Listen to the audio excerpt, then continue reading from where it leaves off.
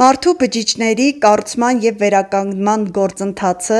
աշխատում է միասնական բազմազանությամբ։ Բջիջների բազմազանությունը արտադրում է հորմոններ։ Հորմոններն էլ ղեկավարում են օրգանիզմը։ Եթե չկա հավասարակշռված սնուցում, կանոնավոր ֆիզիկական ակտիվություն, առողջ մտքերի վերարտադրություն և առողջ խոսքերի արտաբերում, բջիջների կառուցման և թարմացման ընթացքը խաթարվում է։ Երեք հիմնային կարևոր կանոններ,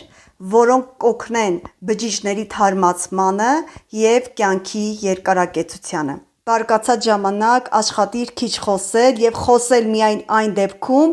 երբ որ ուզում ես լավագույնը փոխանցել և կյանք դրական մտքեր հաղորդել։ Օգտվիր ամառվա հնարավորությունից՝ ժամանակ անցկացնելով բնության գրկում, հնարավորինս քայլիր հողի վրա առանց հողաթափերի։